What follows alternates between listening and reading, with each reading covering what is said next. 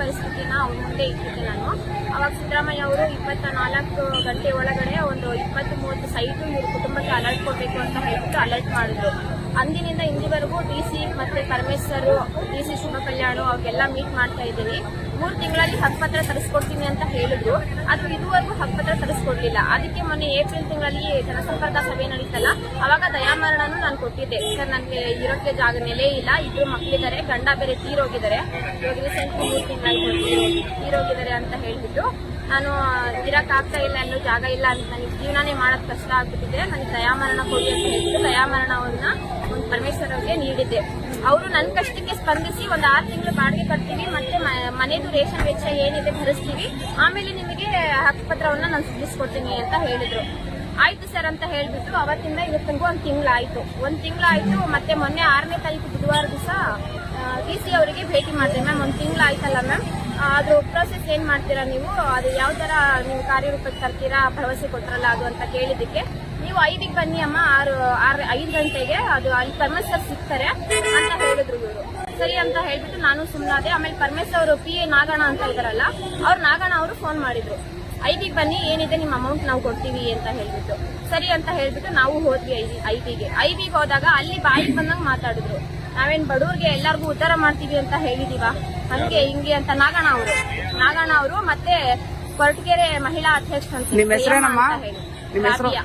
ಜಯಮ್ಮ ಅಂತ ಹೇಳಿ, ಆ ಜಯಮ್ಮನು ಅವರು ಹಂಗೆ ಮಾತಾಡಿದ್ರೆ, ಅದೆಲ್ಲ ವಿಡಿಯೋ ರೆಕಾರ್ಡ್ ಇದೆ. ಆತರ ಮಾತಾಡ್ತಿದ್ದೀರಲ್ಲ, ಅದನ್ನ ಮುಂಚೆನೆ ಹೇಳ್ಬೇಕಿತ್ತು ನೀವು.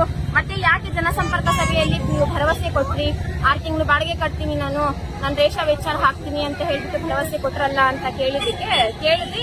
ವಿಡಿಯೋ ಮಾಡ್ಕೊಂಡಿದ್ದಕ್ಕೆ ನಾಗಣ್ಣ ಎಂಬ ವ್ಯಕ್ತಿ ಸ್ಪೆಷಲ್ ಅಧಿಕಾರಿ ಅಂತೆ ಪರಮೇಶ್ವರ್ ಅವರು ತಳ್ಳಿಬಿಟ್ಟು ಫೋನ್ ಅನ್ನ ಕಿತ್ಕೊಳ್ಳೋದಕ್ಕೆ ಪ್ರಯತ್ನ ಪಡ್ತಾರೆ.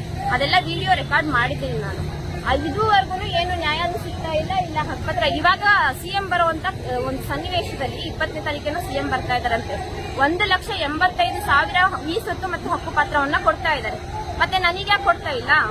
ಇಷ್ಟೊಂದೆಲ್ಲ ಹೋರಾಡ್ತಾ ಇರ್ತಿದ್ದೀನಲ್ಲ ಒಂದು ಸೂರಿಗೋಸ್ಕರ, ಅದ್ರಲ್ಲಿ ಅಷ್ಟು ಜನಗಳ ಮಧ್ಯೆ ಒಬ್ಬಳನ್ನ ಯಾಕೆ ಆಯ್ಕೆ ಮಾಡ್ತಾ ಇಲ್ಲ ಇವರು? ಯಾಕೆ ಸುಳ್ಳು ಭರವಸೆಯನ್ನ ಕೊಡ್ತಾ ಇದ್ದಾರೆ?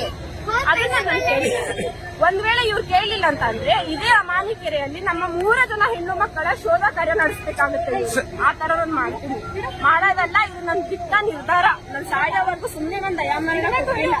ನನ್ನ ದಯಾಮರಣ ಕೊಟ್ಟಿರೋದು ನನ್ನ ಜೀವನಕ್ಕೆ ಇಷ್ಟನೇ ಇಲ್ಲ ಅಂತ ಹೇಳ್ಬಿಟ್ಟು ಇಷ್ಟಾದ್ರೂ ಇವ್ರು ನೆಗ್ಲೆಕ್ಟ್ ಮಾಡಿದ್ರೆ, ಇದೇ ಅಮಾನಿಕೆರೆಯಲ್ಲಿ ಹೇಳ್ತಾ ಇದೀನಿ ನಾನು, ನನ್ನ ಮಕ್ಕಳ ಶೋಧ ಕಾರ್ಯವನ್ನ ಇವ್ರು ಮಾಡ್ಬೇಕು. ನನ್ನ ಸಾವಿಗೆ ಘಂಟಾಘೋಷವಾಗಿ ನಾನು ಇದು ಘೋಷಣೆಯನ್ನ ಕೊಡ್ತಾ ಇದ್ದೀನಿ.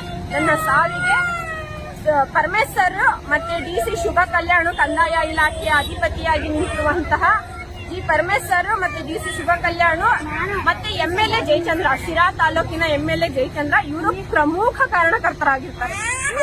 ಇಷ್ಟನ್ನ ನಾನು ಹೇಳಕ್ ಇಷ್ಟಪಡ್ತೀನಿ.